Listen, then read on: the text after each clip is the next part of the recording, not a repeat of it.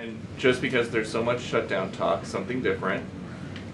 What do you guys think about the NFL's decision to name Bad Bunny as the Super Bowl halftime performer, somebody who has not scheduled shows in the U.S. because he says that he's worried that ICE is going to come and arrest his fans?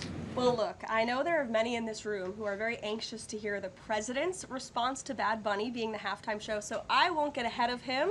I won't reveal what he feels about this. Next time you all ask him a question, you're welcome to do that. I have my own feelings on that, but that's not what I'm up here to talk about.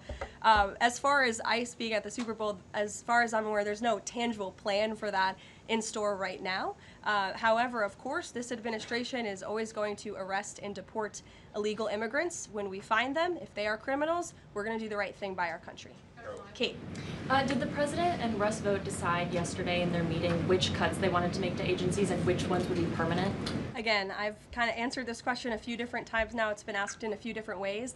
Their discussions continue between the Office of Management and Budget and cabinet agencies across the board, and they are actively identifying where these cuts and these layoffs have to be made as this government shutdown hopefully does not continue. And on Hamas, the president said that if Hamas rejects the proposal that Netanyahu would have his full backing to finish the job.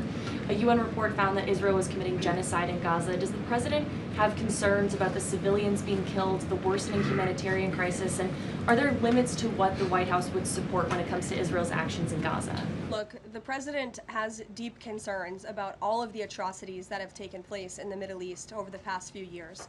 It's deeply unfortunate that he inherited this mess from the Biden administration. If you all recall, under President Trump in his first term, the Middle East was on a pathway for peace and prosperity. There was the historic signing of the Abraham Accords. Israel was on a path to normalization between Arab and Gulf nations, and we hope that can continue.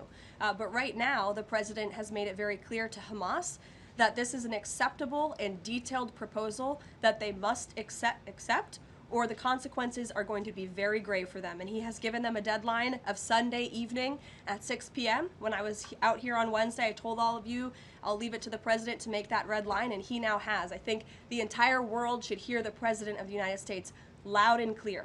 And Hamas has an opportunity to accept this plan and to move forward in a peaceful and prosperous manner in the region. And if they don't, the consequences, unfortunately, are going to be very tragic. Michael. Thank you, Caroline. Has the president declared war on international drug cartels? And if so, or if he will, does he feel he needs congressional approval?